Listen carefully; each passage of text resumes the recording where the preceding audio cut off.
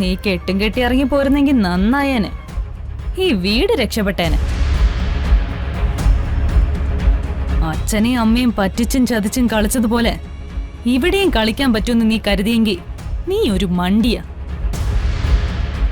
നിന്റെ കളിയൊന്നും ഇവിടെ നടക്കില്ല മോളെ. ഈ ലക്ഷ്മി ഒരു കളി തുടങ്ങിയിട്ടുണ്ടെങ്കിൽ അതിന്റെ വിജയ കൂടി കണ്ടിട്ട് മാത്രമേ നിർത്തിയിട്ടുള്ളൂ. ഈ കളിയിലും അന്തിമ വിജയം ഈ ഐശ്വര്യലക്ഷ്മിക്ക് തന്നെ ആയിരിക്കും. അതായിരിക്കും ഐശ്വര്യലക്ഷ്മി ഇപ്പൊ കെട്ടും കെട്ടി പുറത്തേക്ക് ഇറങ്ങേണ്ട അവസ്ഥ വന്നത്. ഞാൻ ഇറങ്ങിപ്പോവാനോ? നല്ല കഥ. ഞാൻ തയ്യാറാക്കിയ തിരക്കഥയിലെ വെറും ഒരു ചെറിയ ഡ്രാമ സീൻ മാത്രമേ നീ ഇപ്പൊ കണ്ടിട്ടുള്ളൂ. ലക്ഷ്യം നേടാൻ വേണ്ടിയിട്ട് ഞാൻ പല കളികളും കളിക്കും. ആ കളികൾ വിജയിക്കുകയും ചെയ്യും. ഇതും അതുപോലൊരു കളിയാ. ഈ കളിയിലും ഞാൻ ജയിക്കും. എന്താ സംശയമുണ്ടോ? എനിക്ക് ഒരു സംശയവും ഇല്ല. ഈ കളിയിൽ നീ ജയിക്കും. ജയിക്കണം. കാരണം നീ ഇത്രയൊന്നും അനുഭവിച്ചാ പോരാ. നമ്മുടെ അച്ഛനും അമ്മയും അനുഭവിച്ചതിന്റെ 10 മടങ്ങ് നീയും അനുഭവിക്കണം. ഓരോന്നിനും നീ എണ്ണി എണ്ണി കണക്ക് പറയണം. ഇപ്പോഴത്തെ വിജയം നീ കാര്യമാക്കണ്ട.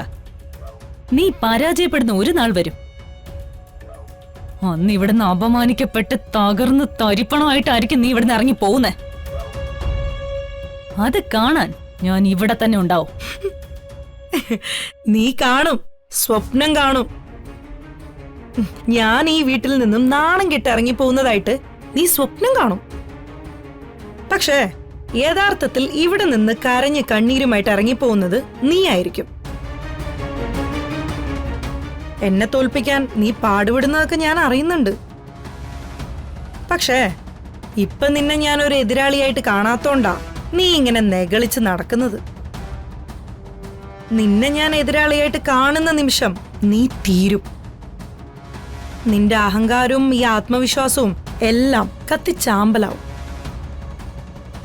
ആരോടാ കളിക്കുന്നേ എന്ന ബോധ്യത്തോടെ കളിച്ച നിനക്ക് നല്ലത്.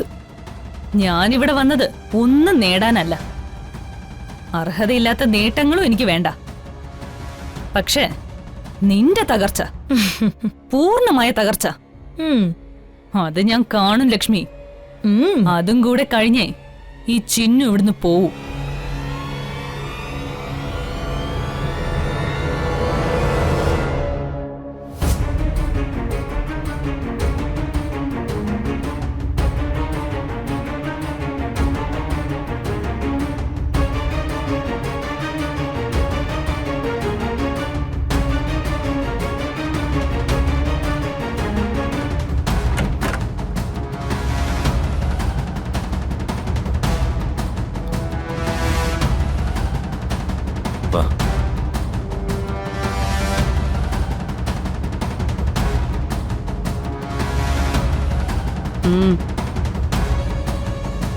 ഞാൻ രാവിലെ അമ്മയോടൊരു കാര്യം സംസാരിക്കാൻ വന്നിരുന്നു. അപ്പൊ അമ്മയ്ക്ക് മൂടില്ല, രാത്രി സംസാരിക്കാന്നാ പറഞ്ഞത്. ഇപ്പൊ എന്തായാലും മൂഡ് ഓഫ് ഒക്കെ മാറിക്കാണും. പ്രിയപ്പെട്ട ഭാവി മരുമോളല്ലേ വന്നുപോയത്. അതെ, മാതാപിതാക്കളെ അനുസരിച്ച് അവര് പറയുന്നത് കേട്ടു നടക്കുന്ന മക്കൾ പ്രിയപ്പെട്ടവര് തന്നെയാ.